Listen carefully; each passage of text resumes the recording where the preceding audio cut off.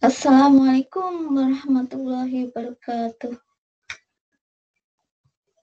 Oke, selamat berjumpa kembali dalam pelajaran Teknik Informatika kelas 8 semester 1 pertemuan ke-1.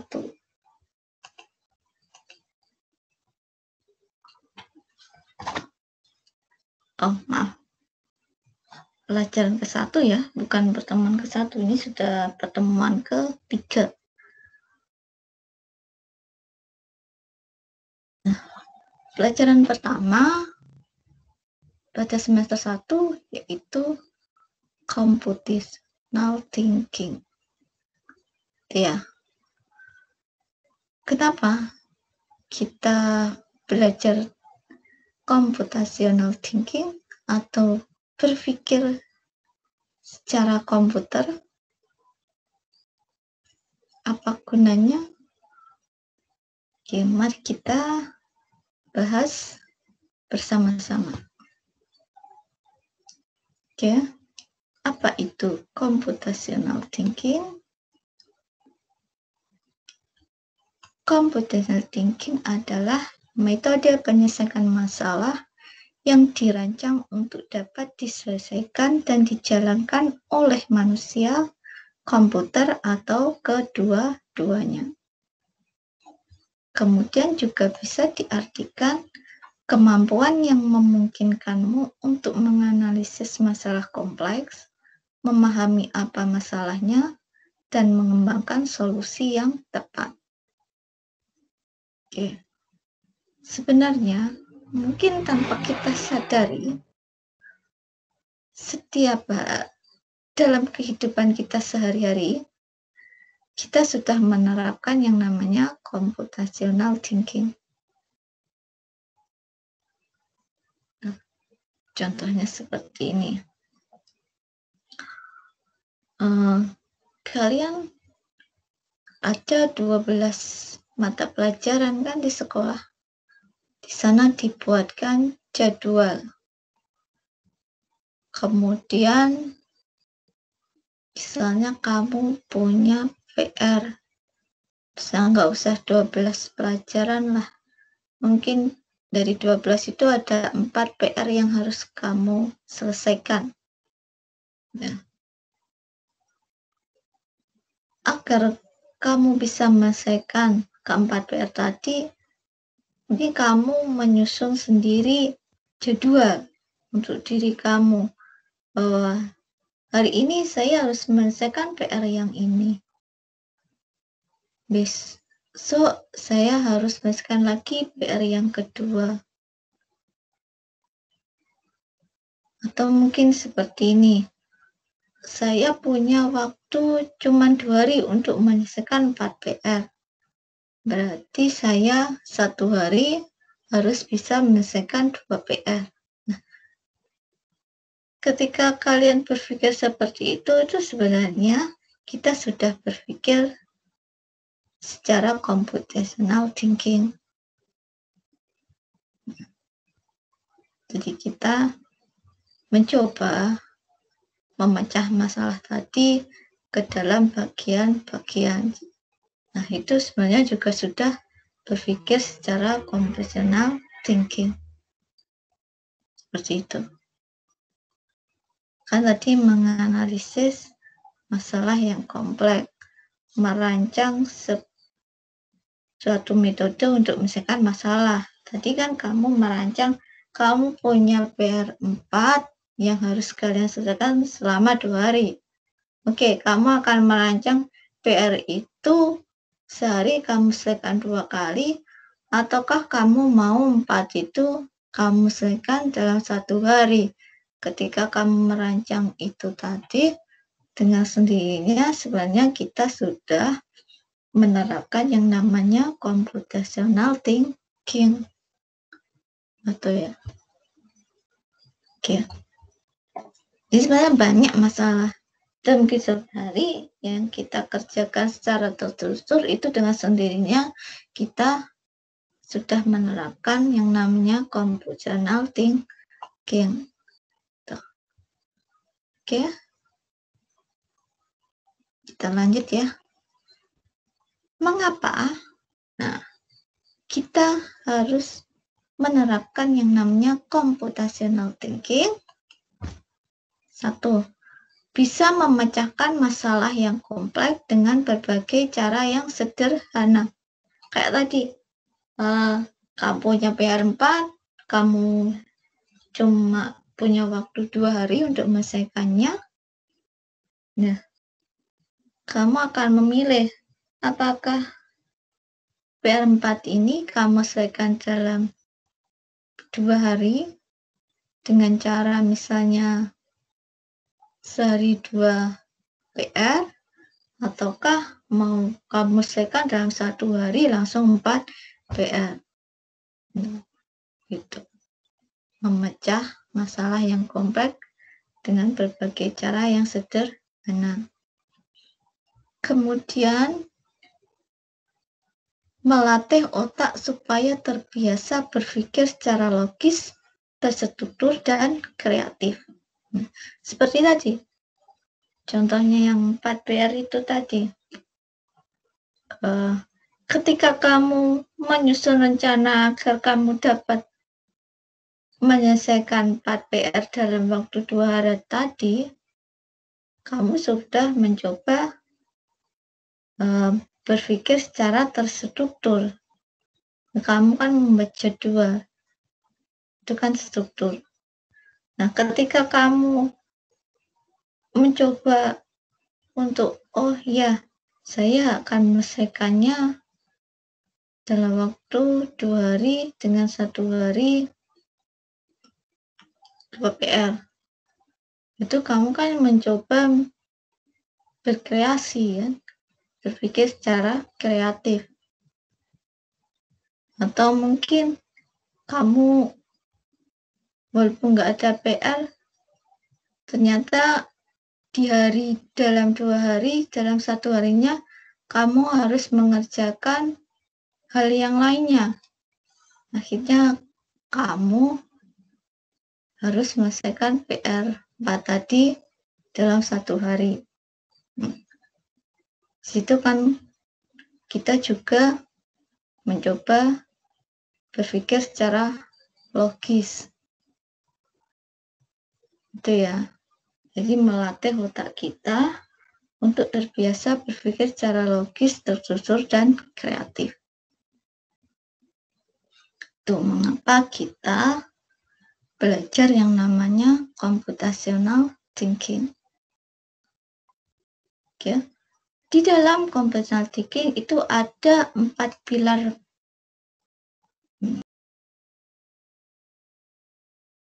Pertama, namanya dekomposisi. Yang kedua, atraksi. Ketiga, ada algoritma. Keempat, ada pattern atau pola. Nah, dari ilustrasi gambar tiap pilar ini mungkin kita bisa melihat bahwa dekomposisi itu ada dari satu yang besar kemudian dipilah-pilah menjadi kecil. Bukan nih ilustrasinya. Kemudian kalau abstraksi itu dari gambar yang bentuknya bermacam-macam, ini kan ada kotak, kemudian kita ambil yang satu saja. Kenapa yang lain nggak diambil? Ya karena kita butuhnya cuma satu. Jadi abstraksi itu seperti itu. Mana yang penting itulah yang kita ambil. Yang nggak penting ya nggak usah. Tuh. Kemudian algoritma. Nih ada kayak alur gitu, berarti langkah ya. Pertama apa, kedua apa, ketiga apa, keempat apa. Kemudian dijalankannya secara berurutan. Jadi nggak lompat-lompat. Ini kan ada alurnya. Kemudian pattern. Pattern itu pola. Nah, kayak ini. Ini kan ada bentuk polanya. Ini yang lubang tertutup. Ini lubangnya terbuka. Kemudian terbuka, tertutup. Nah, pattern itu membuat pola. Oke, mari kita bahas satu persatu. Jadi pertama ada dekomposisi, yaitu memecahkan masalah atau sistem kompleks menjadi bagian-bagian yang lebih kecil dan lebih mudah diatur. Oke, contohnya kayak tadi kamu buat PR tadi ya. Ada 4, kemudian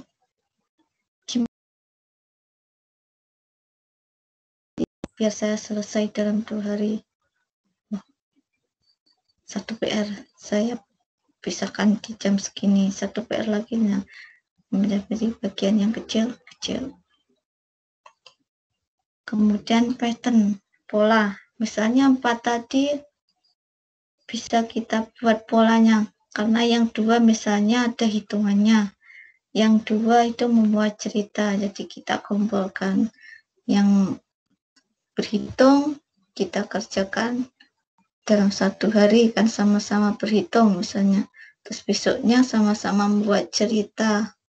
Kita jadikan 1, kita kerjakan hari yang keduanya, misalnya seperti itu membuat pola. Kemudian atraksi. Nah, kita ambil fokus pada informasi yang penting saja, mengabaikan detail yang tidak relevan. Misalnya kamu dikasih tugas subbab 1.1, ya sudah kamu fokus ke 1.1. Nggak usah melihat yang lainnya, biar kamu PR-nya cepat selesai. Jadi kalau kamu misalnya merasa kesulitan mengerjakan PR, oh ya, PR tadi untuk bab berapa, ya sudah kamu nyarinya di bab itu, jangan mencari informasi di bab yang lainnya. Oke, kemudian yang keempat tadi ada algoritma.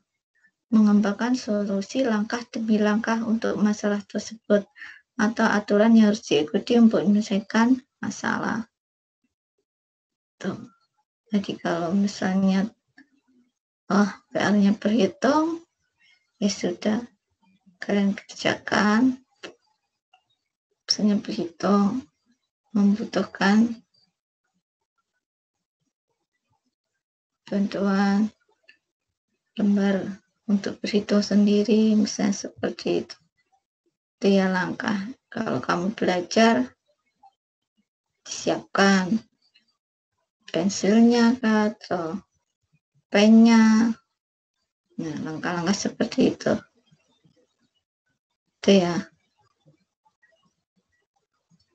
Jadi dekomposisi itu memecah kompleks menjadi bagian kecil-kecil. Kalau pattern itu membuat pola, mencari persamaan atau perbedaannya. Kemudian kalau atraksi, itu hanya mengambil informasi yang penting saja. Kalau algoritma, itu adalah membuat langkah demi langkah. Step by step. Itu ya. Oke, kita lanjut. Di sini kita dikasih ilustrasi lagi berupa gambar. Nah, yang namanya dekomposisi tadi memecah dari sesuatu yang besar menjadi bagian yang kecil-kecilan. Sini ada contohnya, ini anggap buah ya. Ada berbagai macam buah yang diletakkan di dalam satu wadah, kemudian kita pilah satu persatu bagian-bagiannya, itu namanya dekomposisi. Kemudian kita menyusun pola. Misalnya anak-anak muda kan biasanya suka memakai gelang gitu. Nah, gelang-gelang yang biasanya pakai anak muda itu kan ada polanya. Misalnya ada bulatan 3, kemudian setelah 3 ada bentuknya persegi atau panjang, kemudian ada bulat lagi. Nah, itu kan membentuk pola, pattern namanya. Kemudian algoritma, jadi ini ada langkah-langkahnya. Kemudian Abstraksi tadi apa? Mengambil hanya bagian yang penting saja. Karena yang digunakan ini, ya kita ambil ini saja, yang lain sudah gak usah diperhatikan. Biar pekerjaan kita cepat terselesaikan. Tuh. Coba sekarang kita ambil sebuah contoh ya. Oke. Nah, di sini ada sebuah gambar. Gambar apa? Gambar nasi goreng ya. Kayaknya enak banget nasi gorengnya. Oke, di sini kita diminta untuk memasak sebuah nasi goreng. Nah, kita diminta untuk menentukan pertama dekomposisi, kedua pattern, keempat abstraksi, kelima algoritma. Oke, kita lihat dulu gambarnya. Jadi di sini kita itu ingin membuat nasi goreng yang di dalamnya ada jagung manis, ada kacang kapri, ada wortel, ada telur, kemudian ada sosis. Itu ya. Jadi di sini kita membuat nasi goreng yang komposisinya tadi ada nasi itu sendiri bahan utamanya, kemudian ada wortel, ada jagung manis, ada kacang kapri, ada telur, ada sosis. Gitu ya. Mari kita tentukan dekomposisinya. Tadi dekomposisi ada memecah menjadi bagian-bagian yang kecil. Ya kan? Dekomposisi dari nasi goreng itu ada apa? Ada bahan, ada alat. Bahannya tadi ada apa tadi? Yang pasti pertama ada nasinya, ya kan? Bahan utamanya nasi. Kemudian tadi ada apa? Wortel. Ada jagung manis. Ada kacang kapri. Kemudian ada telur. Terus ada sosis. Bahannya, kemudian apa lagi? Bumbu nasi goreng. Kita anggap bumbunya kita beli bumbu jadi tidak perlu menumbuk sendiri. Kemudian ada minyak, ya kan? Yang namanya nasi goreng pasti butuh minyak untuk menggoreng. Oke, kemudian ini bahannya ya. Kemudian ada alat. Apa alat untuk membuat nasi goreng? Wajan ya. Ada wajan. Kemudian ada kompor untuk masak. Kemudian ada sotel atau spatula. Tuh. Terus mungkin ada piring, wadah, ada mangkok misalnya untuk letakkan bahan-bahannya. Tuh. Jadi apa yang kita inginkan itu bagian-bagiannya itu namanya dekomposisi. Ya. Jadi kan tadi kita disuruh membuat nasi goreng. Nasi goreng seperti apa? Misalnya kita imajinasi sendiri saja. Saya mau ada A, B, C. Nah, bagian-bagian yang mau kalian buat untuk membentuk menjadi nasi goreng, itulah namanya dekomposisi. Oke. Kemudian yang kedua, membuat pola. Nah, tadi kan kamu membuat nasi goreng untuk diri kamu sendiri. Nah, ketika kita membuat nasi goreng, dalam prosesnya tadi kan kita pasti menentukan, oh saya harus menyiapkan nasi berapa, misalnya 1 piring. Kemudian saya harus menyiapkan jagung 1 sendok, kacangnya juga 1 sendok, wortelnya mungkin 1 potong. 1 wortel itu yang kecil misalnya 1, kalau wortelnya besar berarti saya potong separuh, misalnya seperti itu. Kemudian telurnya 1, sosisnya 1. Kemudian bumbunya ditakar, misalnya kalau saya 1 bungkus gitu bunyinya untuk 2 porsi, kalau 1 porsi berarti saya harus ngambil separuh. Kemudian minyaknya kita ukur, misalnya 5 sendok makan. Selama proses tadi kita catat, kita butuh waktu berapa, misalnya 25 menit atau 30 menit. Nah, jadi untuk 1 orang tadi butuh ukurannya seperti ini. Nah, kalau misalnya nanti kita disuruh membuat nasi untuk 2 orang, berarti kita tinggal mengalihkan 2 kan dari yang sudah kita siapkan untuk 1 orang tadi. Nah, apakah untuk memasak 2 orang tadi kita waktunya juga 2 kalinya? Mungkin tidak ya, karena kita masak nasi gorengnya kan enggak, misalnya langsung 1 kali. Jadi 1 kali kita memasak untuk 2 orang, bukan 1 orang kita ulangi lagi, 1 orang enggak. Jadi kan kita ada pemotongan waktu. Kemudian kalau untuk 3 orang, misalnya kalau wajan kita masih cukup untuk menggoreng 3 porsi, kan berarti waktunya menggoreng 1 sama 3 itu tetap.